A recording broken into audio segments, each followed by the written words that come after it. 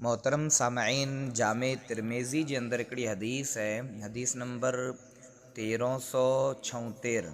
हदीस जा रावी हदीस बयान करे वारा सहाबी हज़रत अबू हुरैरा रज़ी अल्लाह ताला अन्हु इन बयान कई था जे नबी सल्लल्लाहु अलैहि वसल्लम इरशाद फरमायो, इज़ा मातल इंसानु इनक़तअ अमलुहु इल्ला मिन सलास।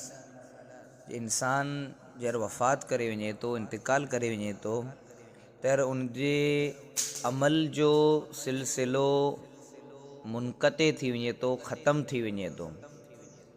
यानी उनजे नामे अमाल में, उनजे रजिस्टर में की पण नेकी चढ़े नथी। कुल जे पिंड आहे जिन पिंड वेंदो रे दुनिया मां, इल्ला मिन सलास। पोइ नबी सल्लल्लाहु अलैहि वसल्लम फरमायो, सिवाय 3 अमल जे जेको इंसान खे क़ब्र में पण क़यामत सुधी कमु अचींदा पे। वो अमल क्या आहिनि? नबी सल्लल्लाहु अलैहि वसल्लम उन्हीं 3 अमल जी वज़ाहत पण कयूं। पहलो अमल सदक़तुन जारिया, जारी रेवेरो सदको।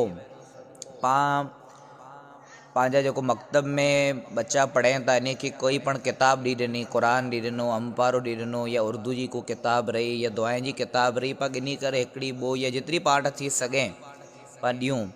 बच्चा उन में पढ़ंदा, यादि कंदा, त ई पाला करे सदके जारिया बनी वेंदो। पाखे ज़रूरु ई अमल कयो खपे। या ॿियो को वाए खणी ॾिनी, टाको कंहिंखे बनाए ॾिनो, या ॿियो को अहिड़ो अमल करे ॾिनो जेको जारी रहियो। या पाण वसियत करे वञो पंहिंजे बच्चे खे, जीअं आऊं विञेरो या मूं ही कमु कयो न आहे, पर आऊं आखे वसियत कयां थो जी कमु करे वेझा। ॿियो अमल व इल्मुन युंतफ़अ बिही, अहिड़ो इल्मु जेको माण्हूअ खे फ़ाइदो पहुचाए। पाण बच्चे खे कंहिंखे सूर सिखाए छॾई, कंहिंखे दुआ सिखाए छॾई, कंहिंखे उर्दू सिखाए छॾई, यानी कई पण अहिड़ी वस्तु सिखाई, केहू पण अहिड़ो इल्मु सिखाए जेको फ़ाइदेमंद आहे, त पाखे क़ब्र में ई कमु अचींदो, क़यामत सुधी ई अमल लिखाइजंदो पए। टियों अमल छलो ववलदुन सालिहुन यदउ लह, नेक औलाद जेको माइत्र लाइ दुआ करे। यानी हिते नबी सल्लल्लाहु अलैहि वसल्लम ख़ाली औलाद न चयो, वलदुन यदउ लहू न चयो, या औलाद जेको दुआ करे न, साले बेरो इस्तेमालु कयो, नेक हुअणी खपे।